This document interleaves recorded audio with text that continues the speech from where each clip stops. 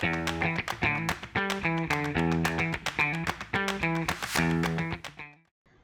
everyone, welcome to today's webinar on Invisible Drag, how content depth slows you and your customer down. This is Sheba and I'll be your co-host for tonight. Now I'm delighted to introduce our speaker, Caley Burton, who is a senior technical writing manager from Cloudflare. Calais is a seasoned documentation leader with 10 years of experience turning complex content challenges into scalable AI-ready solutions. And today, she'll be sharing insights on how to spot the early warning signs of content depth, implement efficient review cycles, and align cross-functional teams to keep your documentation clean, current, and customer ready. If you have any questions during the webinar, feel free to drop them in the Q&A box and we'll make sure to address them towards the end of the session. With that, I'll hand it over to Callie. The stage is yours. Awesome. Thank you so much for that intro, Sheba, as well as everybody for participating in the polls. So yeah, I'll go ahead and get into it. So thank you everyone for coming to my presentation on content debt. I'm really excited to be here and to share some lessons I've learned over the years.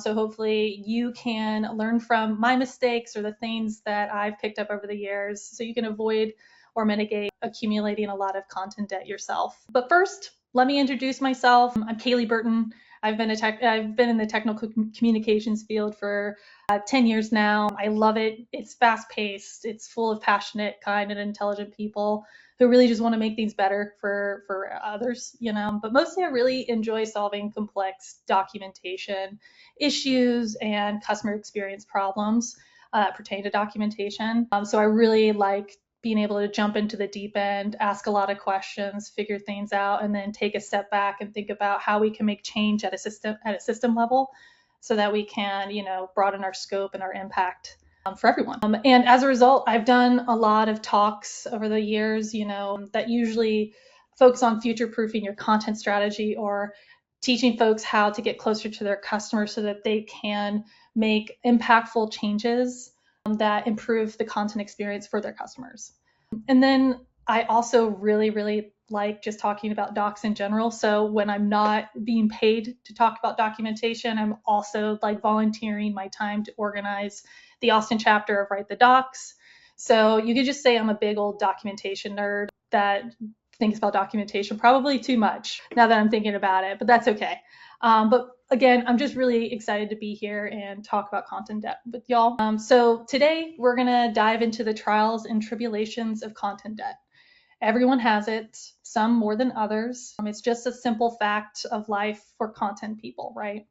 So I hope this presentation will feel both validating and empowering because I want you to leave feeling like you can reduce your content debt because you have a couple of ideas of what you can do next. And once you get started, it actually is just as easy as getting started for you to do something with. So I'll even leave you with a little bit of a call to action at the back end. That way you have an idea of what you can do immediately. So let's get into it. We've all been there. What feels like overnight, the product team has expanded by 3 times. So, but your bandwidth didn't. In fact, it did the opposite. Instead of just talking to 1 or 2 stakeholders, now you're having to talk to 6, maybe 9, maybe even 12 now. So that means you have to go talk to 3 times as many subject matter expertise. You got to wrangle them and you got to beg and plead for them to review your content, if you're lucky, that is. Your calendar, inbox, and DMs are a disaster, and you don't even want to talk about your backlog. Just the idea of thinking about diving into it just sends shivers down your spine, right? It's because you can barely keep track of all the upcoming product releases and features. So the idea of looking at the backlog just makes you laugh and cry, probably both at the same time. And, you keep telling yourself that as long as your SMEs are happy, everything should be fine. They would let you know if something was breaking down or not working. Except, in the back of your mind that just how precarious the situation has become. Recently, you even worked 60 hours just to ensure that the docs went live on time for an upcoming release. Not because the bandwidth, not because the features exceeded your bandwidth or capacity, but because you found out that they were changing the product name last minute. So you had to go comb through all your docs, search for all the old instances of the product name and replace it. And then right when you thought you were done, you remembered, oh my gosh, all the URLs. I have to change all the product names in the URLs as well for SEO.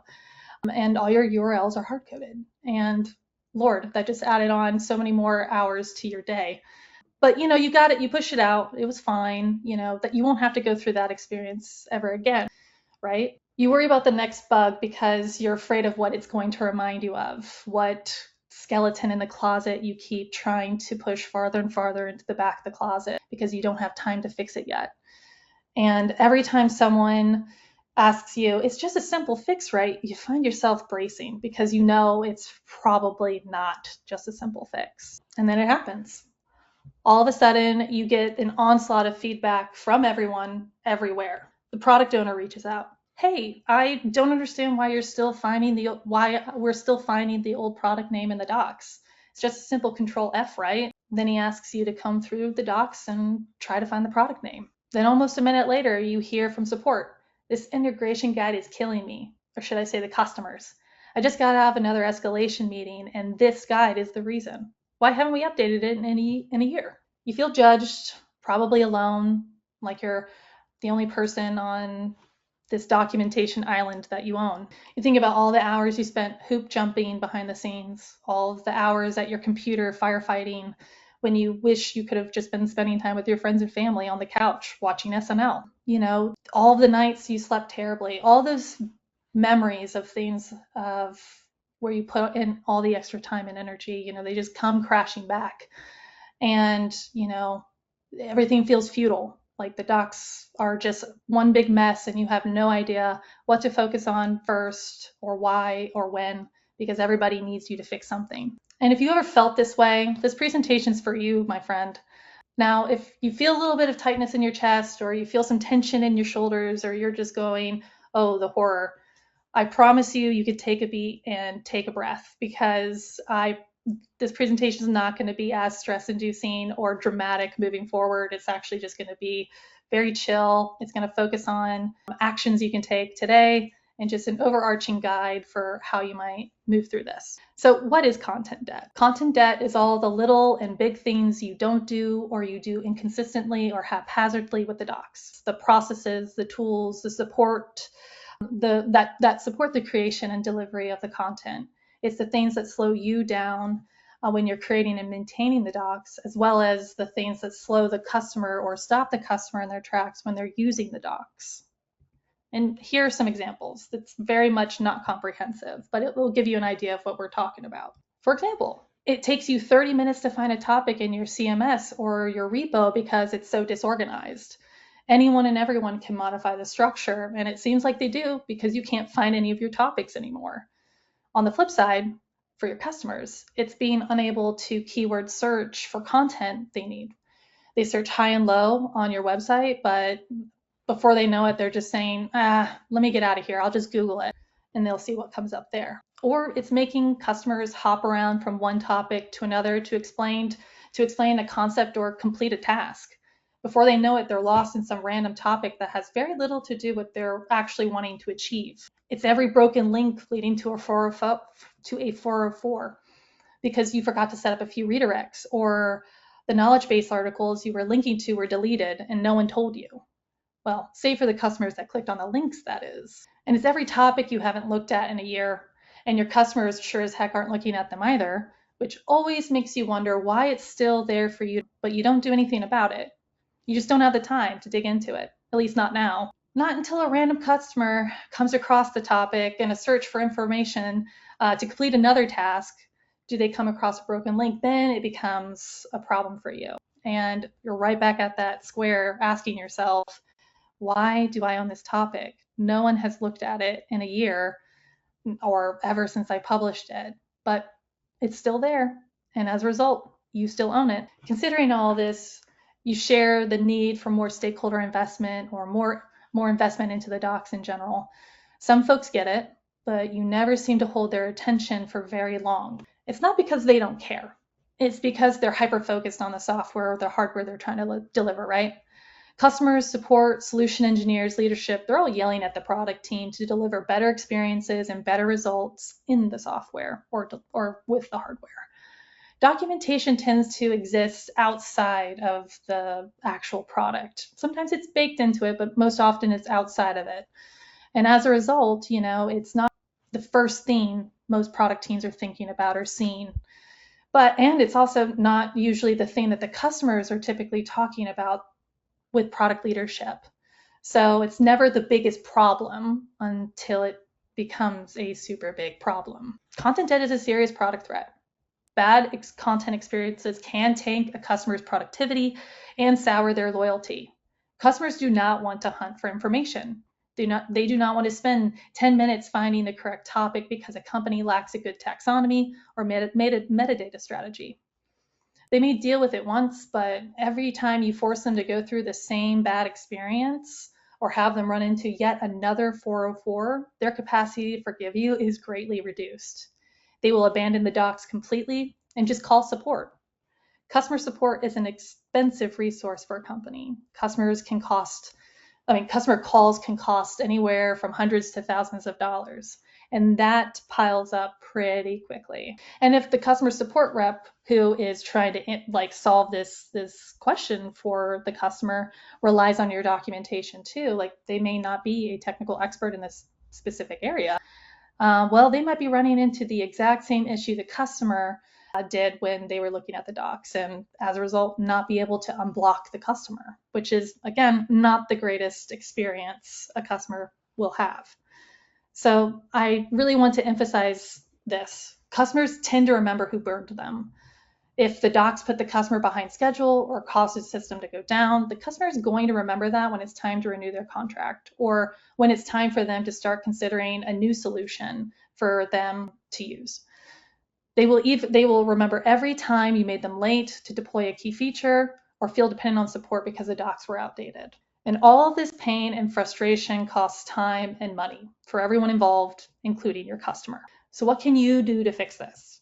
How can you start to tackle content debt in impactful ways? To me, you need three things: the right people, the right processes, and the right tools. In other words, you need content governance.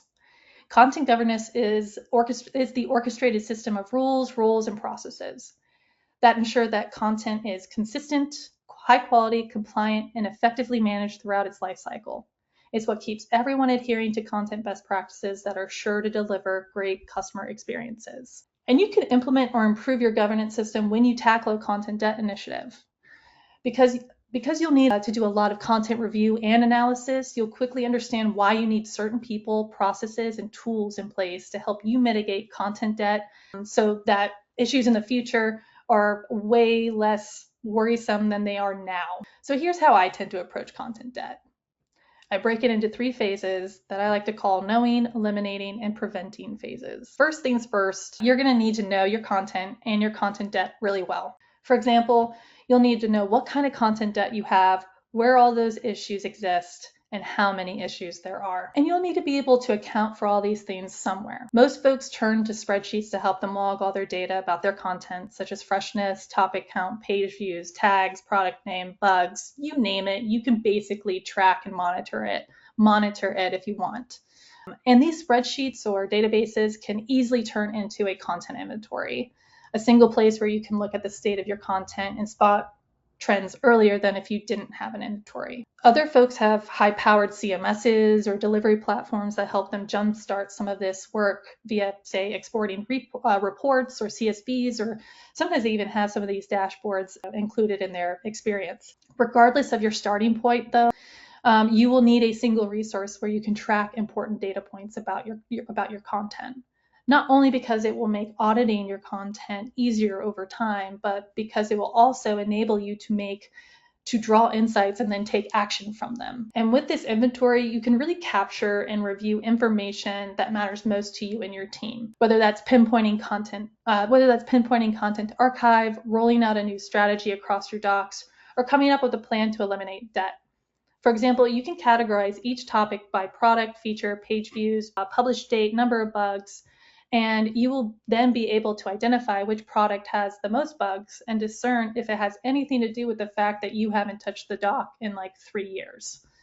This will likely lead you to your bug backlog, where you can tag and categorize your bugs to understand what types of issues you have and how many you have for each type, and then also how severe they are for the customer. Just like you did with the content inventory, you can quickly spot trends here. For example, you may see that most of your bugs in a particular doc set deal with broken links. Not only will this help you understand what type of cleanup work you need to do, but it will also indicate the kind of standards or strategies you need to create or improve. Finally, I really encourage you to create a dashboard for you to track and measure progress. This can be a Jira report, Azure DevOps dashboard, or even a slide in a deck, really anything, as long as it captures the problem and the solution and all the work you're doing to fix it. This will be great for you when you need to educate stakeholders and teammates on best practices, because then they can see the amount of pain customers were experiencing via the support call data. And then right next to it, you can include like a chart or a data point about all of the work and time and effort it's going to take to course correct. Honestly, nothing beats data in these situations to help push for change. Okay, now that you know what kind of issues you're dealing with, it's time to set a plan into motion. One of the best ways to eliminate debt is to follow a simple process over and over again. It makes it easy to follow, remember, and it will likely become easier and more efficient over time. One of the most important steps you'll take is prioritizing your work. You cannot do everything. Again, I repeat, you cannot do everything. And it's really important to accept that, especially as your doc site or your content portfolio grows. So you will need to make decisions continuously relating to content maintenance and release work you have to support. So you just need to figure out how you can do that as easily and repeatedly as possible in terms of prioritizing your work. So you can use the Moscow method, which is a great framework. I've used it. You could also use a simple 2x2 grid, which you are grading effort versus value. Or you could even just reach out to your friendly product manager or a group of product managers and ask them to help you prioritize your work or what you want to focus on. It really doesn't matter what method or framework you lean on, as long as you use it and as long as you're using it as often as possible. Another thing you must do is schedule this work. Honestly, what I find to be most effective is you schedule a recurring event that is pretty mandatory and it's not optional. Because once you make something optional, people are going to find reasons to not do the thing. So what helps me in keeping these like really important and mandatory is, centering the user. I like to think about those customer call costs. If it costs $1,000 to resolve a ticket, that's a lot of money for a company. And if they get 500 calls a day, that's a lot of money that goes towards supporting a customer. So I let these numbers and that kind of data drive me. Find your reason, whether that's an actual customer verbatim, if it was actually talking to a customer at a conference or an expo. Keep that in mind when you're considering to deprioritize this kind of work, because they're going to be the true motivation. And then focus on the work as it is prioritized. Don't hop around, even if you're really tempted to go fix something else that's a little bit more compelling. You're trying to eliminate the worst of the pain first. And this is really to slow the bleed of, negative feedback and bad experiences within the documentation, but also it's so you can see a quicker turnaround on positive feedback. If something's really painful, a customer's going to be very loud about it. Once you resolve that, they're going to likely be more effusive and say, thank you so much for fixing this issue. So again, it's a bit of a, you get your reward a little bit sooner, and hopefully that will in turn motivate you a little bit more as well. And then again, I really encourage folks to continue tracking and measuring progress, within those reports or within those dashboards, because that's going to show you and others like how much is done and how much is coming in week over week in terms of bug inflow. And how long do you anticipate like this taking? This is great for you to help set expectations with stakeholders, especially those who are customer facing, but also just so people can recognize that this is an amount of work that you still need to continuously dedicate to wrapping up and not deprioritizing. But regardless of, the method, as long as you're sharing what you're seeing, sharing results back out to stakeholders and to the team, and, you're keeping them engaged, you're going to realize people are really attuned with what is being done here, because you're allowing them to see the impact of documentation be improved in real time, and they're seeing the results of it as a result. And then, keep gathering that feedback and setting up sustainable feedback loops. Not everything's going to be an indicator through SEO metrics. Actually getting the customer verbatims from customer support is really important, or looking at survey data to see if customers are actually now saying, hey, I found a thing. It used to take me 20 minutes to do this. Now I was able to find it in my first search. Wait, like, what did y'all do? Awesome job. Keep doing it. Those are the things you want to keep, scanning for, looking for, as well as indications that something's not working or didn't fix it as much as you hoped it would. But, the important thing is to really ask yourself, what can you reasonably do month over month in terms of looking at that data and tracking it and determining if it's improving. And finally, you want to repeat this process over and over again. It mostly is so that you can actually eliminate the debt. Like, it's not a one and done scenario. It's likely going to be something that you need to dedicate going through over and over again to ensure that if nothing new has come in that's similar, because if that's the case, that means you're going to need to change something within your process or your standards, or you need a true up education with somebody on your team so that they can better understand a strategy or standard a little bit more. But, it's important to treat documentation as a living thing. And if you are making sure that it's staying healthy based off of the metrics that you've set up and the reports you've set up, then you will be able to feel a little bit better about what you have eliminated or fixed. And you can see like the levels start to go down a bit in terms of crisis and all that good stuff. And if you make it repeatable and recurring, you're doing what you need to do. You're watering that plant and it's staying healthy. Which leads me to prevention. It's the one thing to tackle. It's one thing to tackle your debt, but it's another thing to, actually prevent it from accruing in the first place. Or this is where a lot of your governance will shine. So it's important to take prevention really seriously because it's going to save you a lot of pain and sleepless nights in the future. So to me, preventing debt really boils down to two things: establishing standards and holding the line. So for everyone to follow a content development process or life cycle, you need to define and document content phases, processes, standards, tools, responsibilities per role. This is not to be overbearing or to create a process for process sake. It's to ensure a consistent, high quality content experience, which is bare minimum, something that customers expect.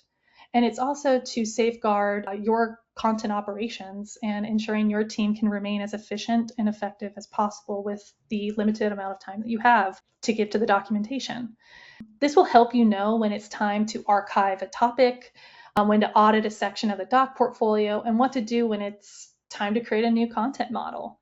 These standards will also help you say no to stakeholders who, want you to take a shortcut that undercuts the sustainability of a deliverable, or will require you to, dedicate hours upon hours upon hours into the tiniest little thing to surface. This is where you can really lean on your style guide, your bug policy, your content reuse strategy, or really any other standard that y'all have documented and aligned on.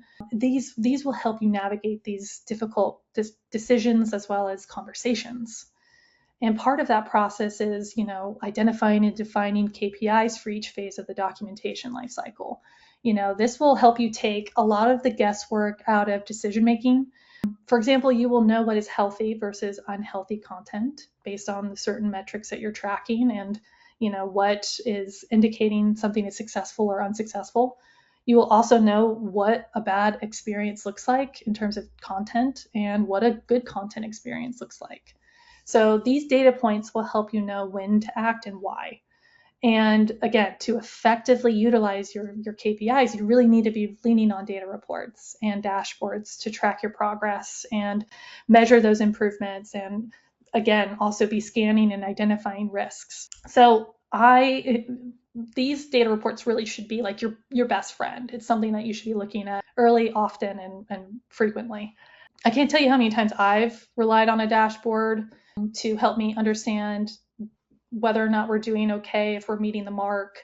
For example, we had a bug crisis at another company that I worked at. And one of the things I did on a daily basis during this crisis was to look at a bug dashboard and see how much red was on the dashboard, because that meant something was out of compliance based on our bug policy and based on our service level agreements to our stakeholders and to our customers when it came to certain bugs. And day by day, I saw less red. Week over week, I saw more green.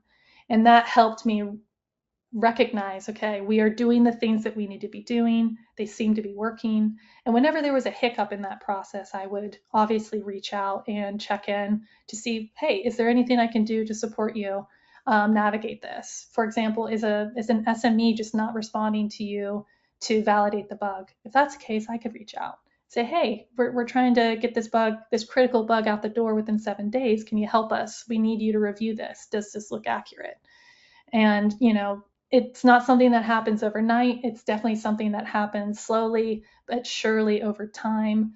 And then once it's in that greener state, that's how we configured our rules to indicate healthiness or at least okayness. You will see that you will become a believer in how a consistent application of processes really works. So that's my spiel on dashboards and why it's really helpful for me, and I will assume would be really helpful for you. It's a great visual indicator that something's going well or something needs some work, or even, hey, something broke big time because now we have 50 high or critical bugs in our backlog that didn't live there yesterday. What's going on? Can we figure this out so we can get ahead of it before somebody else points it out to us? Because we know what to do.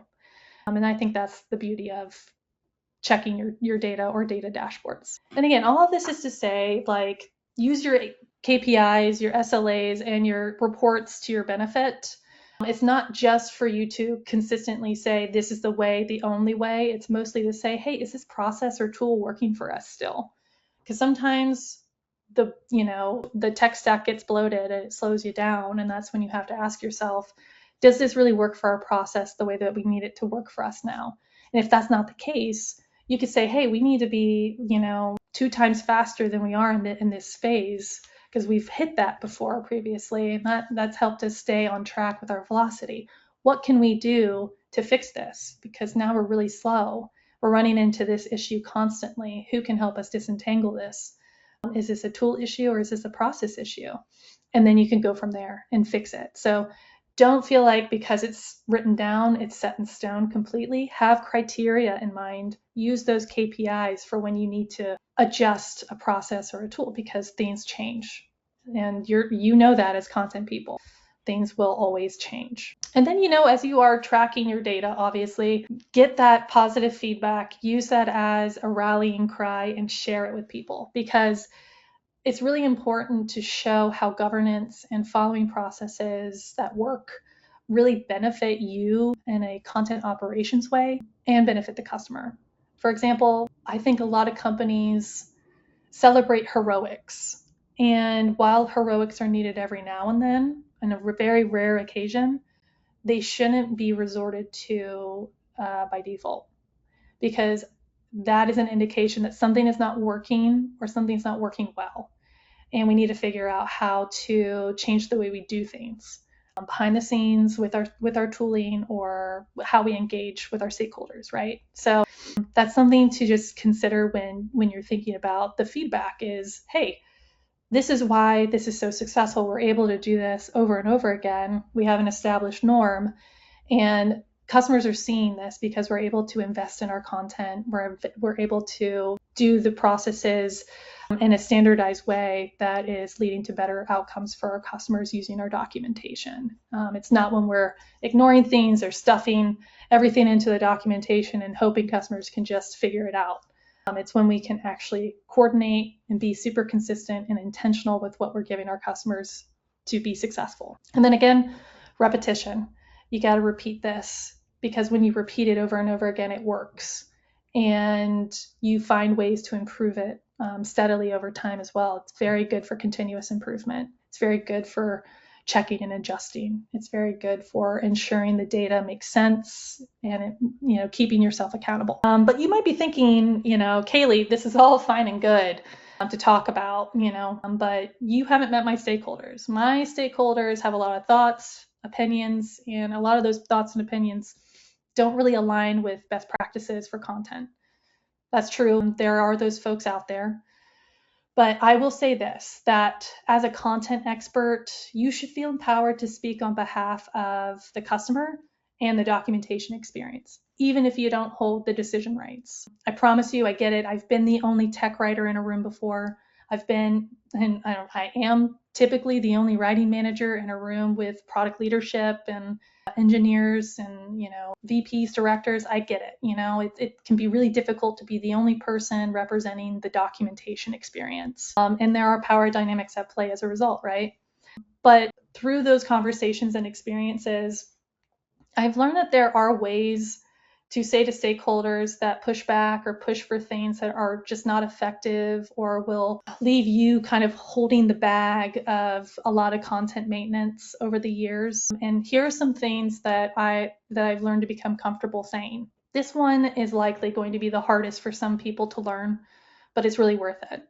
Not everything is worth documenting now or ever. Learning to say no or not yet will allow you to avoid taking on a crazy one-off content strategy that really only benefits one product or one product manager's feature, and then is going to leave you, with a lot of maintenance over the years, a lot of tech burden and doc debt. So if you are not yet comfortable talking to saying no or saying not yet to a stakeholder, there are other ways you can say no that are just as effective.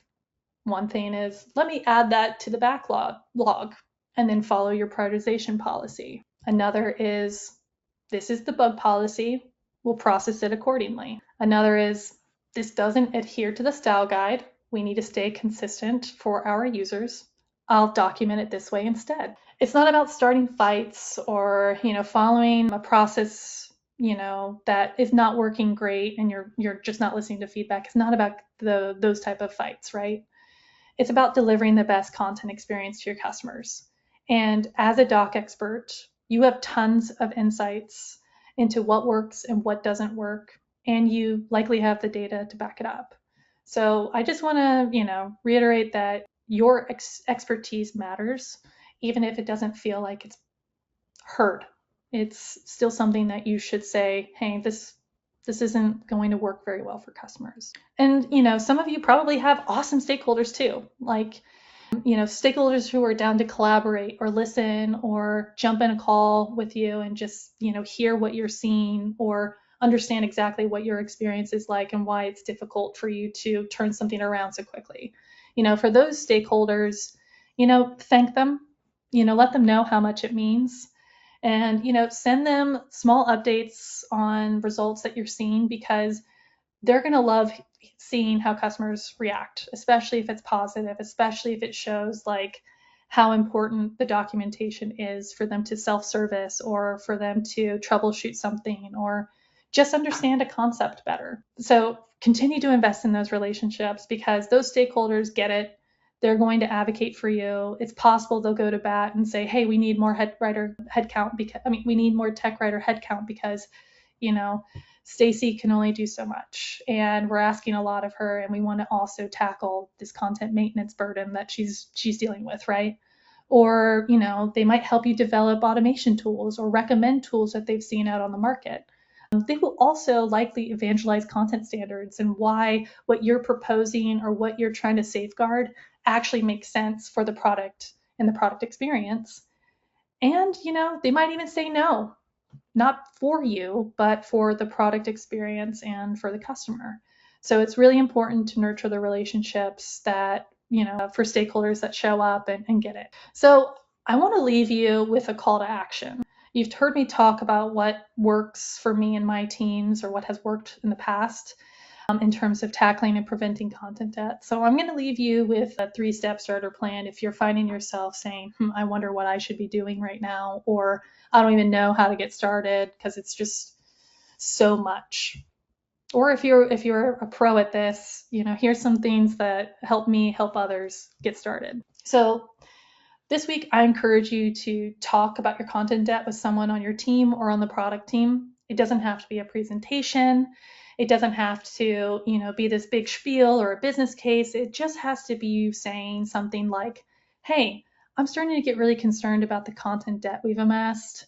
I haven't been able to dedicate any time to grooming the bug backlog this quarter. I'm afraid of what I'll find.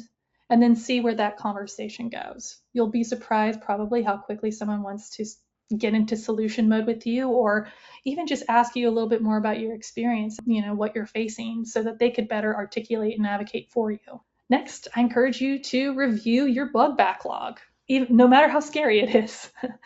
Maybe start with a few at first and then get further into it. But essentially, what you're going to be doing in that bug backlog is kind of taking note of what you're seeing. Are you seeing patterns and trends emerging after you review a few of them? How old is your oldest bug? And are there many bugs around that age? Just take note, try to jot down some thoughts and ideas. And then lastly, I encourage you to start working on a bug policy or a service level agreement, however you want to phrase it or call it. For example, what severity levels can you assign a bug? What makes a bug critical? What seems like the norm in the industry or at your company? For example, some software team or most software teams likely have a bug policy. Is there anything that you can steal from them or leverage from them that you could put into your own bug policy? No joke, when you leverage something that already exists, especially from a dev team, and you align it with your own processes, you're going to get a lot less pushback from them because they do the same thing, right? So you're kind of speaking their language, you're kind of following the same processes as them, but you're doing it for the documentation as opposed to the software. So I think you will likely start to get really good feedback, and I think you should share it with others, get their feedback, get their take, and then actually do it, follow it, see what happens. Are you able to get the things done like you want to? Are you running into issues of being able to meet your bug policy? Are you seeing an improvement of the docs because you're tackling it and you're getting more positive feedback as a result, or less negative feedback? Because that's also a good thing to track, not just positive, but have you seen a reduction in negative feedback come in? And just by completing these steps, you're already on your way to tackling content debt and implementing or improving your governance into your content lifecycle. So to me, any little progress is good progress, and it puts you one step closer to, tackling a bigger problem. So if you can do this, congrats. I hope you can do this. And if you can't, how can you make this smaller? Can you just focus on talking about your content debt with someone? Are you able to review your bug backlog? And if you can't review the whole thing, what can you commit to reviewing today? Is it 10 bugs? Is it 20? And then go from there. And that essentially wraps up my presentation. Thank you for joining and listening. Cool, Caley. And that's a wrap for today's session. A huge thanks to Caley for walking us through the topic. I hope the insights shared tonight gave everyone a clearer understanding of how to receive and respond to constructive feedback effectively in technical writing. We'll be back soon with another session soon. See you next time. Thank you, Caley. Bye.